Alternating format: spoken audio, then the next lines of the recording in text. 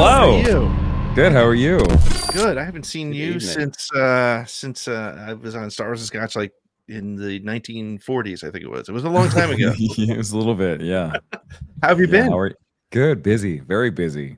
Yeah. It's been a crazy couple of months. So, Fantastic. how are you guys? Good, man. Living the dream. Excellent. Well, happy Snoketoberfest to you. Yes, Absolutely. we're glad you could join us on this year's very first Snoketoberfest of the year. So, Tim, I'm gonna just ask you to do a quick intro, but I do want to say I know people may know you from Star Wars and Scotch. They may know you from your Twitch feed or some of the other things you do. So, give us a quick little intro for those who don't know. Hi, my name is Tim Havlock, also known as Darkness429. I've been an online video game live streamer, content creator for 10 years now. I've been in the online space for a bit, creating content, playing video games, just being a goofball. Did a Star Wars podcast with my buddy Kevin for 200 episodes. We did Star Wars and Scotch together. We took a little hiatus. Right now we're on a little hiatus. But yeah, that's been my introduction to the Star Wars universe on the content creation side was through our podcast. Yeah, it's 10 years of. So you've been a Twitch streamer for. Yeah, so I started streaming Twitch in it was actually Justin TV. I was in college at the time, so this is probably 2011 2012. It was still Justin TV, and I started streaming in between classes in college, which was kind of fun. I was playing Battlefield 3 at the time, and then life took over. Graduated, moved. And long story short, started streaming again because I thought it was fun, and I was lonely. It was just my wife and I, and she was working full-time job being a mechanical engineer, and I was going to school to finish up some prereqs to be a physician's assistant. And streaming was kind of there when I needed it the most. Yeah. And so Titanfall came out, and I started streaming Titanfall just for fun. And then it quickly went from fun to being really fun, and saying that I could quit my part-time job, and then I had to make the decision of, do I keep going to school or do I play video games full-time? So it was no longer just a fun thing that I did on the side. It was like, wow, this is serious. Like, this could actually be a real full-time thing. So made the decision and never turned back. It's wild to me that there's this whole culture, and it's probably because obviously if you were in school at that time, you're obviously younger than us. But I watch my son watch video game streams all the time. And this is I'm going to sound like I had to walk uphill in the snow both ways when I was a kid kind of guy. But like, to me, that sort of connection, like watching games, I'm starting to do it more. Like, I've watched Lloyd, who does some of the production on our show. But like, talk to me about that culture, like that whole kind of people, because I here's the weird thing, and this is the truth, and this is how big you've gotten, and it's been like you've had like a pretty wild trajectory over the last 18 months or so, right? I've seen you kind of explode there on Twitch. I told my son Jack, I was like, oh yeah, this guy, I was on his Star Wars podcast, and he's on his Darkness. He's like, oh yeah, he does. He was doing Call of Duty. It wasn't Call of Duty. Which was it? It was, I don't know. It was one of the games that he plays, and he knew who you were. And I was like, now I'm cool because I know Tim. But talk about that culture. Like, that's like it's a completely different thing for people to watch. Yeah, when I first started streaming, it was kind of like YouTube Live. It was like the thought of like, oh, it's a YouTube video, but it has a chat, and you're doing it live. It's like, oh, it's cool, it's neat. And I think it was still kind of like, it was, for a lack of the better word, it was kind of like a redheaded stepchild of like the content creation scene. Like, it was just kind of like frowned upon as like, like, oh, you're not real content creators. You guys are just like, you guys aren't YouTubers. Like, you don't put in the work. You just go live and you sit there in front of a camera and you play video games. Like, there's no structure to what you do. Like, there's no validity. And so like there was a point in time where like, yeah, there was like, no one was really going to Twitch except like the hardcore like niche guys. And I want to say it wasn't until probably like the Fortnite time is when it really became like accepted, and not really even accepted, but it became more mainstream and people were recognizing it as an actual thing. And then once we get into the pandemic and everyone kind of gets put into lockdown, that's when it really opens up and everyone starts to recognize it as like, oh, this is a real thing. But the thought of being able to connect with people at like all different ages, within all different types of just like walks of life, and it's crazy to think like you can be like the connection point between like a son and like it's weird because like everyone makes a joke like I had a really bad email from someone when I stopped playing Fortnite, and they're like, I can't believe you stopped playing Fortnite. I can't connect with my kid anymore. Ah. I dare you. But honestly though, like you can be that connecting point of where like people can see like a dad can watch what you're doing and start to understand like what his kid's into, and you as like a connecting point, which is really neat. Or even just facilitating a community where people can come together and make those connections, and you are that like that intermediary between those people, and they may have never even met each other before, but because of your live stream you created a community that allowed them to meet. And I know that I have people in my community that got married because they met each other in my community, which is just nuts. Yeah, it's really cool. So I never thought I'd have the ability to like inspire people to do things like go on a weight loss journey or get married because they made friends because they were playing video games one night. You know, it's just like I never thought I was going to ever have that opportunity, but being a live streamer, being a community leader, I made that possible, which was really cool. It's really fascinating, and I wanted to tag on to that just a little bit, like what you're saying, Pete, and even what you're saying, Tim. Is I'm just a couple years younger than Pete, so I also fall into that like old guy, you know. I'm looking across the room at my NES that's looking at me going, you're talking to a guy that plays video games on the internet, and I'm over here with all 8 bits I have. And so I mean, but this is the thing, as a guy in his mid to late 40s, I play Fortnite almost every night when my kids go to bed because it's dumb, mindless fun, and it's the kind of stuff that I did playing GoldenEye in college. It's the kind of stuff that I did like. It's not complicated. I'm terrible at Halo. I can't begin to play like Call of Duty or any of that. It's so fast and there's so many things going on. I'm like, I'm too old for this. And it's that weird in between. But I've also seen some of the streams. And like Pete said, our friend Lloyd, our producer, he plays a lot of Call of Duty. And so I'll tune in when he's playing. And part of it is I can just kind of zone out and watch it, but I can have a conversation with him in the chat. We've got some friends who did some Star Wars stuff, David and Tim, father, son, or as father and son. And they would do it. They got on and the dad played The Last of Us while his son, who had played it twice, was just there for the journey. It creates this interesting dynamic where you can have a conversation and you're playing a video game. So the pressure's off. Like the distraction is the video game. So it's almost like the interactions are more natural and more genuine, as opposed to right now, we've brought you on to interview you and talk to you. But if the 3 of us were playing Fortnite and laughing, but also asking serious questions, your attention is pulled. And I feel like the responses are more genuine, and hearing you talk about that with the people that watch, does that kind of track? Does that make sense that like you've created this ability almost to have more vulnerability and openness because there's a third thing that's distracting from, oh my God, I'm being vulnerable right now? I think that kind of comes with time and honing your craft and understanding like who you are as an entertainer, because you can always have that mask. For the longest time, I always wanted to like separate who like Tim and Darkness429 were. I never wanted them to be the same person. So like my level of vulnerability, if you will, of like what I was willing to express to people and what I was willing to share with them was very different versus how I am now. I'm a much different person. I have a son, like he's 5 years old. And so I see myself as a much softer person than I was 5 years ago. The way that I look at life and the way that like I see my experiences versus how I would have said them like 8 years ago, completely different. And so like, yeah, I think like streaming can be that depending on the entertainer that you're watching. You know, you could have a lot of there's 3 different types of streamers. I think you can really categorize them into three different slots. You have your highly competitive entertainer. You have your very competitive. They focus on playing the game. They focus on playing it well, but they won't read their chat.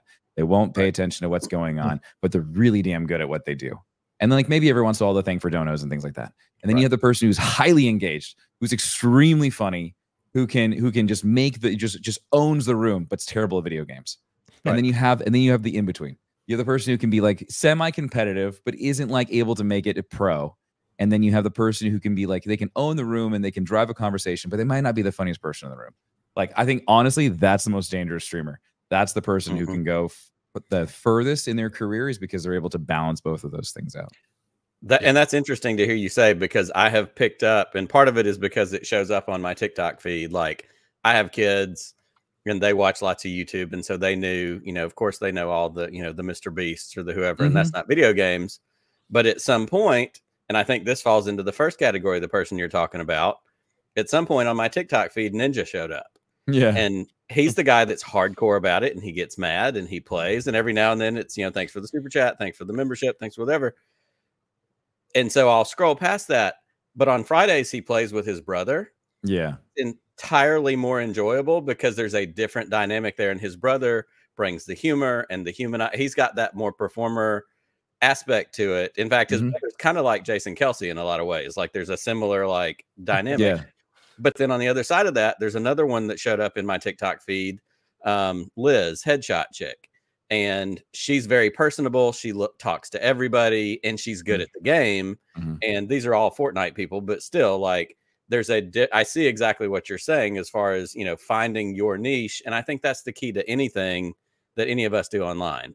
Yeah. Finding who you are and what you do and being genuine about how you do it. Because totally. We could do clickbait all day long and probably have 1 million more subscribers than we have now, but that's not who we are. We want to have fun. We want to love the things we love and be realistic about it. I think that's always the biggest thing. Like, I think that I look for with content creators, and even just like as myself, is the authenticity and being authentic to your audience. I think is really important. It might, and I don't think a lot of people see it that way. I think like there are people that see it that way, but it's also something that's kind of just like overlooked. Because it isn't what drives the money. Yeah, I mean, I imagine that a number of the sort of clickbait artists, I can't imagine that they're full-time clickbait artists. Like they can't honestly believe all the. It's gonna be exhausting. How can you be angry that much all the time? I don't know. Oh, just take a nap. But I think authenticity. Honestly, that's what. Drove me to Star Wars and Scotch, because you guys just had, I think so. And I think, first of all, I liked it because Scotch, very important part of the show. I worked at Star Wars during the pandemic. Like, it was a great name during the pandemic because it's all we drank. And then the world opened up and we were doing the morning. It's harder to do that in the morning. Hard to drink in the morning.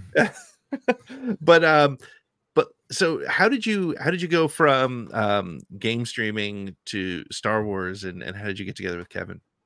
Yeah, so Star Wars has always been kind of a thing that I've just always enjoyed. I've always loved it. I've, from watching the original trilogy in the incorrect order, on the original VHS to, Knights of the Republic, and playing through that, and Jedi Academy, and starting to read through the books and then the shows, and then getting to be involved with like Battlefront, getting to actually like go to Stockholm and be involved with the development of those games and stuff. That was really cool, really neat. So like Star Wars has always been a part of my life.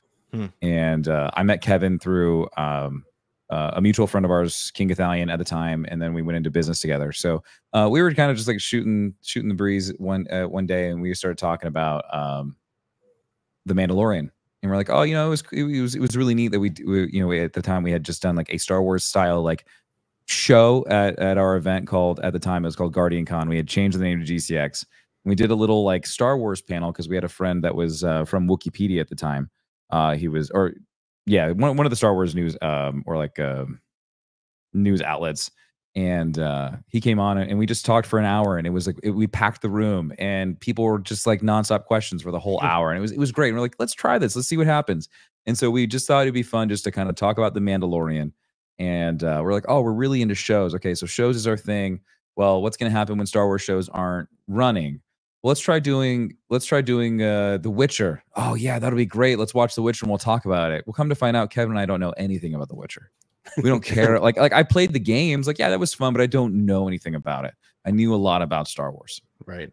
And so we're like, let's just keep talking about Star Wars, even when there isn't stuff. Like we know plenty of things about Star Wars. Let's just keep talking about Star Wars. And so like that was our thing, is like when shows weren't on, we talk about comics and books. And that was great because the High Republic was starting to come out. I started to pump out things, and it was a good cadence of content was starting to roll out. So that's kind of in a nutshell how that all kind of came to be. Yeah, and again, the show. So you're on hiatus right now, but all the episodes are still out there. Go listen to them. I mean, it's like if you look, there's a weird thing to say to a guest, but I'm going to say it. If you like the way Nick and I kind of go back and forth, you're going to love the way Tim and Kevin go back. I've always told people the way that I talk to people like online, the way that I am online, I just try to think like that's how I am in person. And so like that's like any conversation is like, this is how I talk to you at a bar. Like this is how it would be if we were just having a drink. Well, and and that's kind of like the way we've always sort of tried to build the Around the Galaxy shows, like that moment when Star Wars fans meet. Like I think that's kind of and I think Star Wars has such a great sort of connectivity in it. You know, when you find out something, when you see somebody wearing a Star Wars shirt, or they're, bumper sticker on their car or whatever, like there's an instant connection. And but the chat, we talked about this a little bit a second ago. Like there's so much content out there. There's so much happening. How are you feeling about the content that, how are you feeling about sort of the state of Star Wars right now? Yeah, I mean, I think the state of Star Wars is kind of a reason why we took the hiatus that we did. Coming off the heels of Acolyte, it was just really rough. And it was kind of like, what's the point of doing something that we're just doing for fun? It's not like we're making any like money off of this. Like we have full-time jobs. Like I content create full-time. Kevin is, doing our business stuff. And then I'm also helping out with GCX and everything else on top of it, where we got a merch company here. And so there's a lot, long story short, very busy. And so, what's the point of, like, I got to the point with some of our posts that would pop off on TikTok, I wouldn't look at the comments because I was absolutely afraid of what people were, and like, not afraid of, just like, I didn't want to just dig through it. Yeah. I didn't want to be bothered with what I knew was going to be in there, which is going to be a bunch of people saying that, like, oh, you guys are woke, or I can't believe, like, you're the problem, you're the reason why Star Wars is the way that it is, or like anything else that in between, where it's like, man, you took a 15-second clip, took completely out of context, and you warped it into a version of reality that fits your narrative. And so it's just, that was exhausting. And even like playing, like, hell, even playing the latest Star Wars game, playing Star Wars Outlaw was fun for me as a Star Wars fan, because I appreciated all the work that went into it, but it was exhausting to create content around, because no matter what, it was wrong. And it's just like, and I got to a point where I was like, I just want to be a closet Star Wars fan now. It's like, I don't want to openly talk about it, on the internet, other than like on stream. But why do I want to make content around it when I'm just going to get beat up? Right. So that's kind of like where I'm at right now with the Star Wars fandom as a whole. It's like, I love it. I love everything about Star Wars, but it's kind of like, it's just something that I've kind of reserved for myself right now, because I really loved Acolyte, and I hate that I got beat up for it. Because it's not that I think that it was perfect. There was definitely there are many episodes where I sat down and reviewed it, and I'm like, that was bad. It could have been better. They should have done this. But I always hit it with but I like this. There was something about every episode where I was like, no, I see where they're going. Or let Dave cook. Let's see where he's going with this. Oh, we're finally going to get a piece of content we've been begging for years. And what are you going to do? Oh, you're just going to poop on it. Like, come on, guys. We got Plagius. And instead of being happy about the direction of something, we just wanted to burn it to the ground. Just to be mad. Yeah, just to be upset because it didn't fit my Star Wars. It's just like, it's like you get upset about, fire and space, and it's like, where do you draw the line? Right. They must have missed the weird thing is in A New Hope and the Death Star. I was going to say, 1977 when there was still fire in space. The amount of clips you can go through and see all that, but no one's going to complain about that, are they?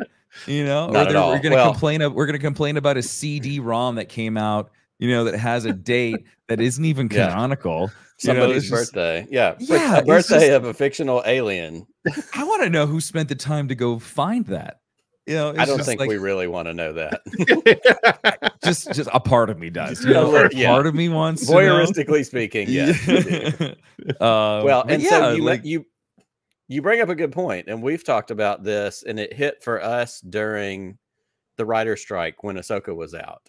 And we had made a conscious decision, because we've got lots of friends who are writers who have been on the show, and we wanted to stand in solidarity with what we were doing. And we're nothing big, but we said, while they're on strike, we want to support them however we can. And we didn't cover the show. And so we watched the shows when they dropped, and we texted each other. And I think it was by the second episode on the same day, we texted each other at some point and went, it's really weird. Like, I'm watching this because I'm excited to watch it, not because I'm watching it thinking, how are we going to talk about this on the show tomorrow night? And it's exactly what you said. It was a chance to reserve it for ourselves and get back to, I just like watching Star Wars. And I've tried to carry that forward as the strikes were resolved and as we've gotten new stuff, to go, we talk about it, but this is a hobby for us. Like, we also have real lives and jobs and whatever. It's not that serious. It's not that, but there's so much of that out there that I totally understand the point that you're talking about of going, we need a break. Like, it's time to just sit down for a minute. Yeah, it's just it was also just kind of just seeing the constant dread on social media, which is another just like whole other aspect to it, where it's just like you see the other content creators that are just like tired of it, is everyone gets wrapped up in it, even though it's like, if you really look at the percentage of it, it is and I think the article that came out from Vanity really, like, they really, was it no, Variety or Vanity? Variety, yeah. It was Variety. The article that came out, they even talked about it. They were even saying that like the most negative toxic people are a percentage of a percentage of a percentage. Correct. Right? Like they are the smallest, but they are the loudest. But they're the loudest. They're the loudest, and so they drive so much. They drive so much spotlight to their messaging, and so people just and it just, as social media does, it's a wildfire, and it just picks it up, and it's just like you can't escape it. And like that's the other thing too. Yeah, I mean, well, you know, from what virality and what success looks like in streaming, the problem is the people who do it well with the negativity, who are able to make that their thing, unfortunately their messages are bubbling up. And so the example I always give Nick is, before we went to Star Wars Celebration in California a couple of years ago, my dad, who doesn't you know, he's a casual Star Wars fan, and he said to me, he said, I heard they're recasting The Mandalorian. And I was like, where did you hear this? He goes, some guy named Mike Zero. And I was like, oh my God, that he went on a little Star Wars search because he was going to Star Wars Celebration, and he got the garbage. And that's the challenge. That's the challenge with all of it. And that's what's exhausting. Yeah, most definitely. So I want to ask this, because I do want to pivot us away before we get you out of here tonight. I want to pivot us back into something fun. You are a gamer. We're Star Wars guys. You're a Star Wars guy. Yeah. Let's just talk about Star Wars video games for a few minutes. Sure, totally. The whole pantheon, the table is laid out in front of you. You're picking 3 or 4. What are the 3 or 4 that are like the Star Wars games you love? You can play them over and over again. I mean, I still play Battlefront 2.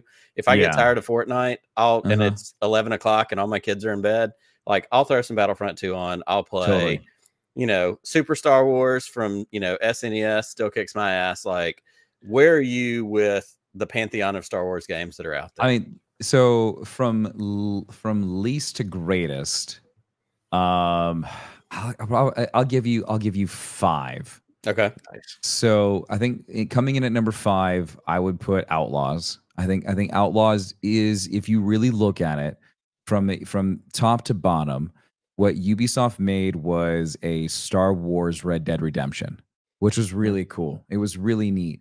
Now, do I think it could have been more? Most definitely. But the amount of detail that was put into it, from the dialogue between just random people on the streets, to being able to play endless games of Sabacc, being able to bet on Faith Year races, and like all of these things, for the normal gamer, probably didn't give a crap, right? But for the Star Wars fan, that was a love letter. I think that was a love letter to Star Wars fans, and I was very, very happy with it. I think overall they did a great job. Coming in number 4, it would be Star Wars. Jedi Survivor. I think Survivor was good, and I kept on going back and forth between like, is Outlaws and Survivor, like which one's better? I love Fallen Order. Fallen Order is a phenomenal, and that one's like in the top 3 for me. Like that is just an amazing game from start to finish. It's fantastic, and I really wish that Respawn would have just built off of what they had in the first game and kind of just kept going with it. In Survivor, they tried to do this like open world style game where it was just like, I felt like there was just a lot of nothing when I really wanted to just kind of just go through that linear story that I had in the first one. Also, they dropped the ball on the whole Zepho storyline. I don't know why they had to just do this whole marketing pivot to High Republic. It felt so forced. None of it made sense. It was just like out in left field, and all the cool High Republic stuff that we covered in the books, they don't even cover in the video game. So it's just like, what's the point of you even bringing up High Republic to just confuse people if they haven't read the books? Right. So that's the other one that was kind of weird for me. So that was 5. It was 4. For 3, I would say probably, oh man, so because Knights of the Republic is first for me. Survivor is 3. or is 2. Fallen Order is 2. What was 3? I had it ready to go, and I lost it completely. What's the one where you're Darth Vader's apprentice? Totally brain farting. Star Killer. Force Unleashed. Unleashed would be number 3 for me. Yep. So Force Unleashed was fantastic. I mean, like one of the most iconic Star Wars scenes is just pulling down a Star Destroyer. Pulling down the destroyer. So that's definitely like that's up there. I think in the top 3 games. And then 2 would be Fallen Order. Just a phenomenal, just Star Wars story from start to finish. It hits all of the marks. Combat, the Jedi experience of being able to use the Force, going from like nothing to something. It was a great hero progression. It covers all of the really cool planets. It makes note to just awesome things like from Clone Wars and Rebels and just like all of these just really neat things that you're like, man, I just would love to experience that in a video game. You get to do it. And then doing this Dark Souls style mechanic really fits well in the Star Wars universe. So just really love that. And then Knights of the Old Republic. Like I don't think anyone will ever say like that's a bad video game, no matter what year it is. I feel like in 20 years from now, like you could still go back and play Knights of the Republic, and you're gonna be like, yeah, it aged, did not age well. It's rough, but the story is still so good. It's just an amazing Star Wars story from start to finish. And hopefully, fingers crossed, we actually get that remake. Man, that's Man, I hope we get it. Do you have any insight on that? Because that's been sort of like... Absolutely not. It has been this constant back and forth of we're working on it. I don't know. The project's dead. We're working on it. Right. So all that we know is that it's happening. It is in production, but it has changed hands so many times. It has started. It has stopped. It has been reset. So it is going to be like one of those games like the High Republic game coming out, Eclipse. Eclipse is supposed to come out in 2028. Yeah. So who knows? Unbelievable. Who knows? It's crazy. I think I just have to add the thing that I loved about Survivor was because I wasn't spoiled, thankfully, when Vader shows up. Oh, yeah. And the thing that was great about it was, you know, my first thought was, oh, I have to beat Vader. But no, you can't beat Vader. And that's what made it so great, because it kept Vader powerful and scary and ominous.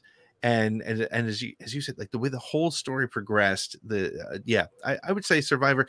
Of course, my favorite all-time Star Wars video game is X-Wing versus TIE Fighter on the PC in like 1997 or whatever it was. But right on the heels of Wing Commander. Yes, with Mark Hamill in Wing Commander. Well, so Tim, we didn't get into coffee, but and I know you got that going on. But tell us a little bit about where we can follow you, where we can keep up with you, and where people can continue to watch you play. What are you playing right now? So right now it's a weird. I'm going to be very honest with you. It's a weird time for video gaming. If you are up on like trying to stay up with what's new and what's happening, there's not a lot. So it's been Throne in Liberty, which is a new free-to-play MMORPG. So if you're into that, that's been a lot of fun. Played Demonology today, which it's spoopy season, so Halloween. It's always great to play scary games. And then Magic the Gathering. I have become a big fan of cardboard, and I play lots of Magic the Gathering now. So I've been doing a lot of that. But you can follow me over on Twitch, on YouTube, on TikTok, Instagram. It's Darkness429 everywhere. And then I know we didn't get to talk about coffee, but I do own a coffee company. So if you're into fresh roast to order coffee, we roast over on Long Island. We roast on the island. It's called King's Coast Coffee. You can head over to kingscoastcoffee.com. We've got all different types of roast for you to check out. We just launched our fall roast, and then we'll be getting ready to go into the holidays with cocoa and all those things. Amazing. I got to check that out. Yeah, most definitely. Actually, if you guys want to, after the show, send me your address. We'll get some coffee over to you. Nice. Oh, man. That'd be awesome. Yeah, we'll get that over to you guys. Good. Well, Tim, thanks so much for coming out. And for sure. Give my best to Kevin, and I will. I hope Star Wars and Scotch comes back, and I hope you love Skeleton Crew, because I feel like that's going to be very excited. I really am excited for it. So we'll see how it goes. Well, awesome. Well, thank you so much, Tim. Thank you for having me. Oh, dude, of course. Anytime. You are welcome anytime to join us, and we'll talk more stuff. So, all right, sounds good, guys.